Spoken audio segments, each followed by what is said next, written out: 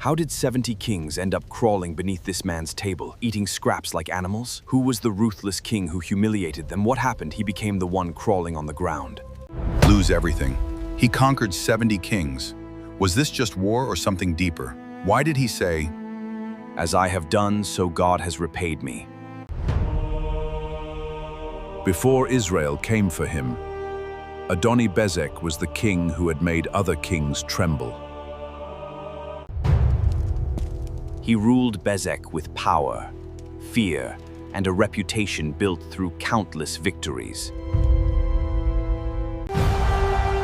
Again and again, he marched into battle, and again, his enemies fell before him.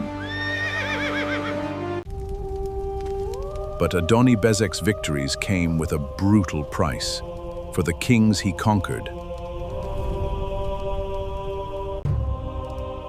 According to his own confession, 70 kings had once fallen under his power. he had humiliated those kings in a cruel way, forcing them to live beneath his table. His victories convinced him that no enemy could ever bring him down. But a new army was moving through Canaan, and this time, the target was Adoni-Bezek. Judah and Simeon joined forces as they prepared to confront the powerful king. We must attack Bezek first, then we strike together. Together they marched toward Bezek, closing the distance between the king and his enemies. "Sire, they are here! The Israelites!" When word reached Adoni-Bezek that Israel was approaching, he prepared his army for battle. "Ready the men!" He believed his experience and his army would be enough to destroy another enemy. Two armies stood facing each other, with the fate of Bezek about to be decided. Then the silence broke as both armies charged.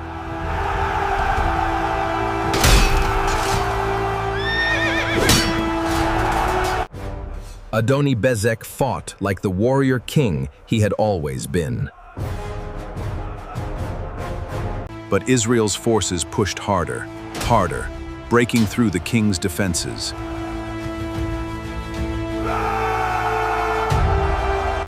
Adoni-Bezek's army began to retreat, and the king fled with them.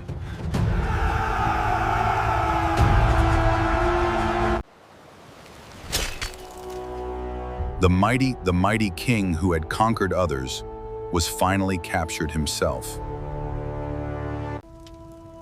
For the first time, Adoni-Bezek stood powerless before an enemy. Then came the judgment that would make Adoni-Bezek remember his own past. The same punishment he had inflicted on other kings was now coming back upon him. Adoni-Bezek suddenly understood that his own cruelty had returned to him. 70 kings had once suffered under his rule, and now he faced the same humiliation. Then Adoni-Bezek made a shocking confession. "As I have done, so God has repaid me." He believed his punishment was not merely the work of men, but a repayment for what he had done. After capturing the king, Judah and Simeon continued their campaign toward Jerusalem.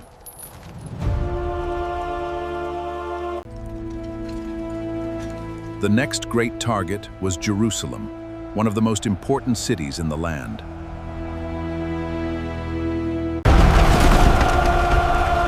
Judah attacked Jerusalem, and the city fell into Israel's hands. The proud king was now only a prisoner, watching his former world disappear behind him.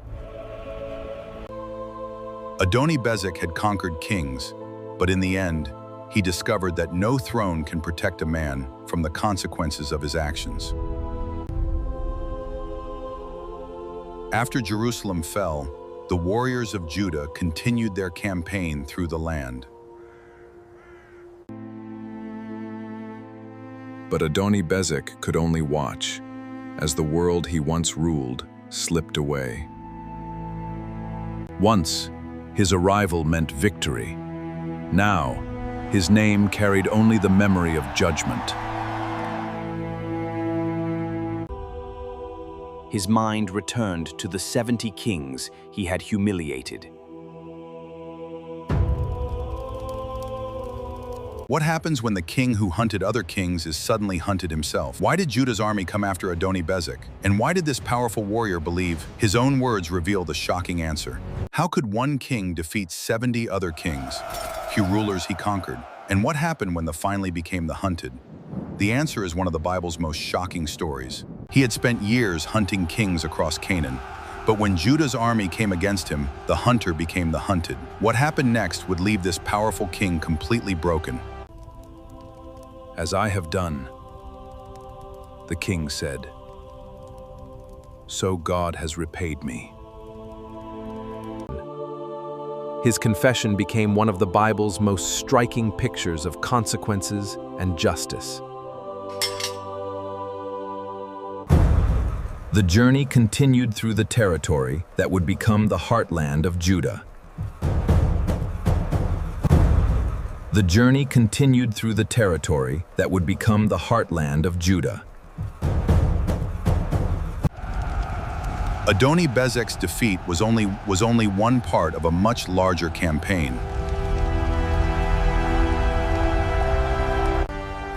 Judah continued to gain ground as the campaign moved forward.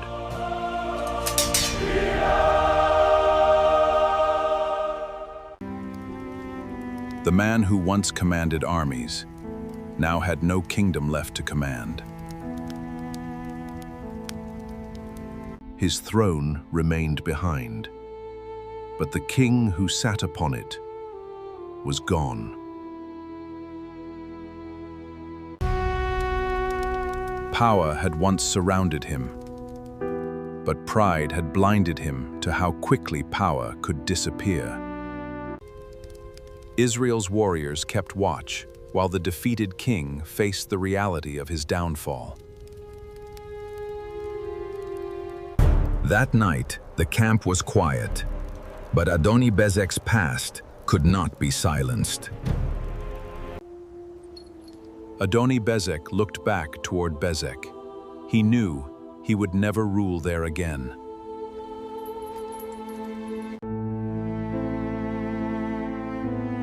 The throne of Adoni-Bezek was empty, and his reign had become history.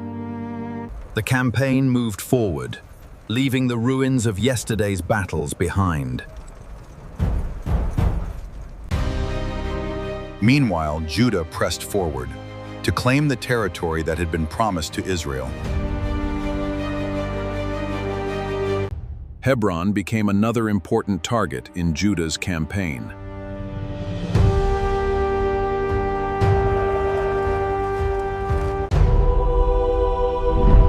According to the biblical account, powerful descendants of the Anakim still occupied the region.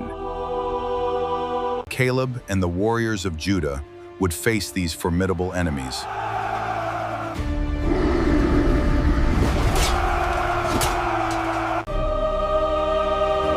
Hebron was captured, marking another major victory for Israel.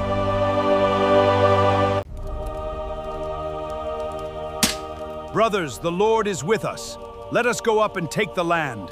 Be strong and courageous, for we shall surely prevail. Then Judah turned toward Debir, another stronghold in the hill country.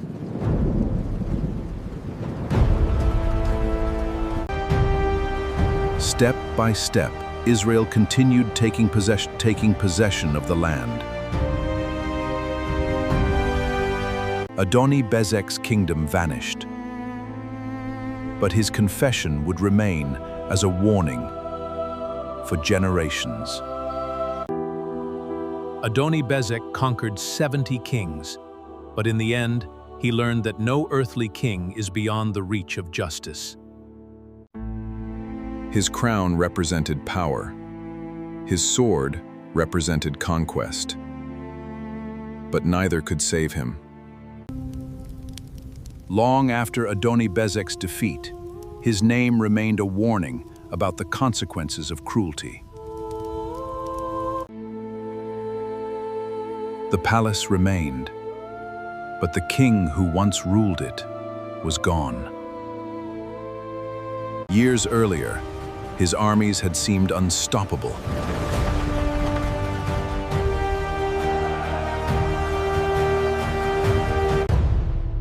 He had built his reputation by defeating rival kings.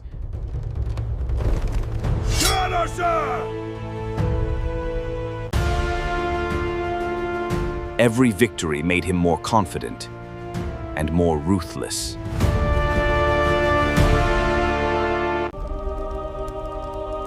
His victories filled his palace with wealth, but they also filled his heart with pride. 70 defeated kings became symbols of his terrifying power.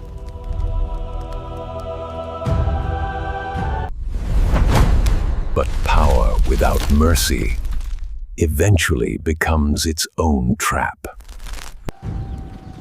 While Adoni-Bezek's story was ending, Israel's conquest was continuing. The land before Israel was filled with cities, kingdoms, and ancient strongholds. Many of those cities were heavily fortified and prepared to resist.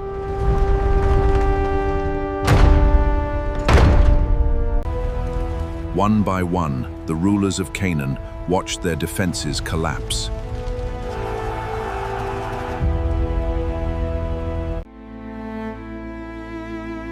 And among all those stories, Bezek became a powerful lesson. Israel's warriors surrounded the strongholds and pressed forward.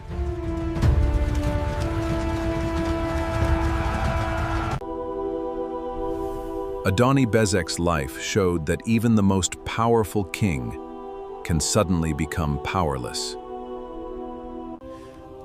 As I have done, so God has repaid me. His own words became his legacy.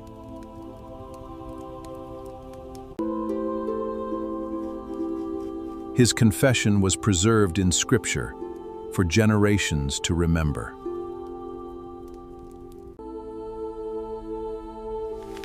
The short story of Adoni-Bezek became part of the larger story recorded in Judges. His pride had brought him to the highest throne, and eventually to the lowest place. Adoni-Bezek's story reminds us that justice can arrive when a person least expects it. The difference between the two moments was the difference between pride and humiliation. For Judah, the campaign continued long after the fall of Bezek.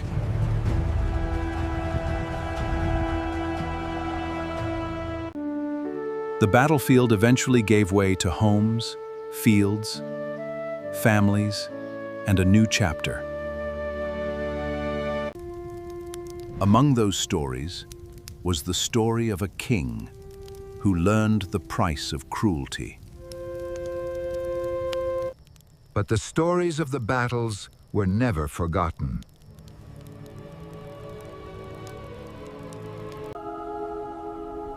The crown of Adoni-Bezek was gone, but the lesson remained. He had conquered 70 kings, but in the end, Adoni-Bezek lost his throne, his power, and everything he had built. The story of Adoni-Bezek was remembered because his fall carried a warning that Israel could not ignore. He had once believed that his power made him untouchable.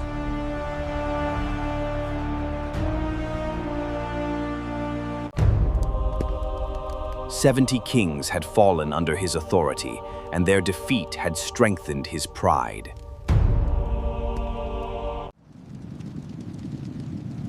But everything changed when Judah and Simeon marched against him.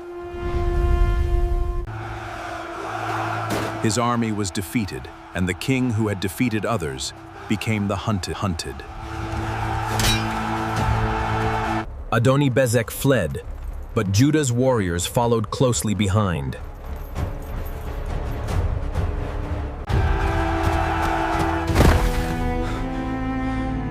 The mighty king finally realized there was nowhere left to escape. His sword was taken, his crown was removed, and the king became a prisoner. The proud ruler who had humiliated other kings now faced humiliation himself. As I have done, so God has requited me. For the first time, the king understood the seriousness of his own actions. Everything he had done to others came rushing back into his memory. I am repaid. 70 kings suffered this same cruelty at my hands. As I have done, so God has repaid me.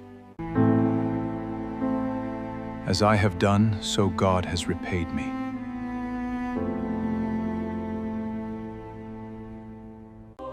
Those words became the central lesson. Adoni-Bezek's story. Actions have consequences. After capturing the king, Judah's forces continued toward Jerusalem.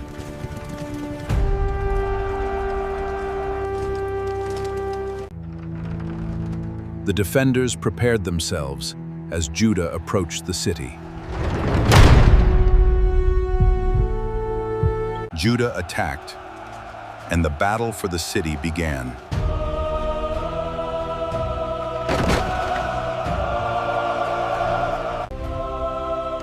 Jerusalem fell, becoming another important victory in Judah's campaign.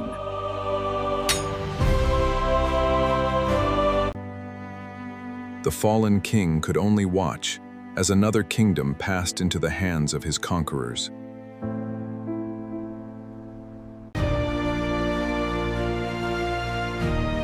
But the campaign was far from finished. Judah continued fighting for the territory that would become its inheritance.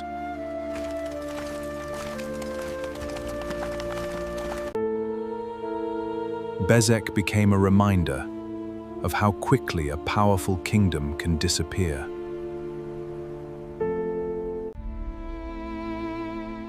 The king who once commanded thousands was now a man without a crown.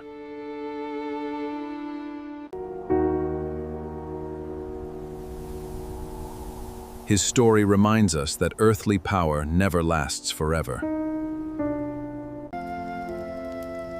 Generations could learn from the king, who discovered too late that cruelty carries a cost.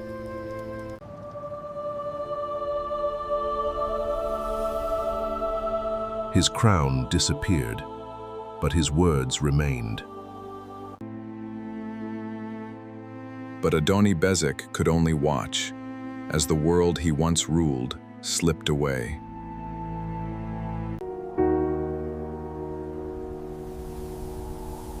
His story reminds us that earthly power never lasts forever. Generations could learn from the king, who discovered too late that cruelty carries a cost.